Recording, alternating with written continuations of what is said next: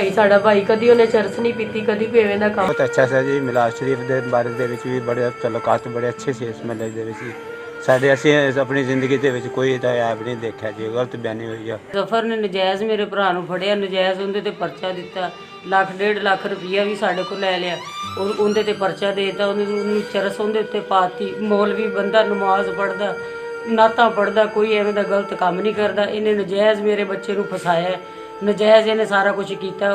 ਉਹਦਾ ਕਰੈਕਟਰ ਅੱਗੇ ਰਿਕਾਰਡ ਹੁੰਦਾ ਕੋਈ ਨਹੀਂ ਹੈਗਾ ਪਹਿਲੇ। ਕਿਹਨੂੰ ਦਿੱਤੇ ਤੁਸੀਂ? ਉਹ ਫਿਰ ਪ੍ਰਵੇਜ਼ ਨਹੀਂ ਲਏ ਨੇ ਪੈਸੇ। ਪਰਵੇਜ਼ ਕੌਣ ਆ ਉਹ? ਪ੍ਰਵੇਜ਼ ਆਪਣਾ ਬਣਵਾਈ ਜਿਹੜਾ ਪੁਲਿਸ ਵਾਲਾ?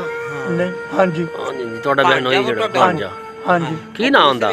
ਪਰਵੇਜ਼। ਪ੍ਰਵੇਜ਼ ਉਹਨੇ 1,20,000 ਲੈ ਕੇ ਕਿਹਾ ਕਿ ਮੈਂ ਛਡਾ ਦੂੰਗਾ ਹਾਂਜੀ ਤੇ ਨਾ 1,20,000 ਆਏ ਤੇ ਉਲਟਾ ਮੁੰਡਾ ਵੀ 7 ਸਾਲ ਜੇਲ੍ਹ ਹੋ ਗਿਆ। ਮੁੰਡਾ ਵੀ 7 ਸਾਲ ਜੇਲ੍ਹ ਚ ਹੋ ਗਿਆ। ਕਿੱਥੋਂ ਫੜਿਆ ਸੀ ਮੁੰਡੇ ਤੁਹਾਡੇ ਨੂੰ? ਤਸਵਰ ਨੂੰ ਸ਼ਹਿਰੋਂ ਫੜਿਆ ਕਿਹੜੀ ਜਗ੍ਹਾ ਤੋਂ? ਲਾਰੀ ਅੱਡੇ ਲਾਰੀ ਅੱਡੇ ਪੀਸੀਏ ਤੋਂ।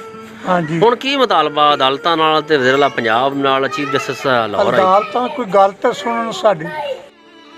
ਅੱਜ ਉਹਨੂੰ 7 ਸਾਲ ਦੀ ਸਜ਼ਾ ਕਰ ਦਿੱਤੀ ਜੱਜ ਨੇ। ਤੁਹਾਡਾ ਕੀ ਮੁਤਾਲਬਾ ਹੈ ਹੁਣ?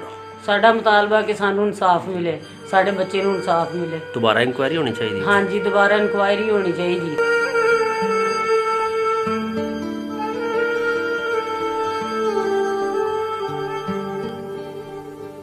ਵੇਲੀਆਂ ਦੇ ਵਿੱਚ ਹੀ ਪੜਿਆ ਗਿਆ।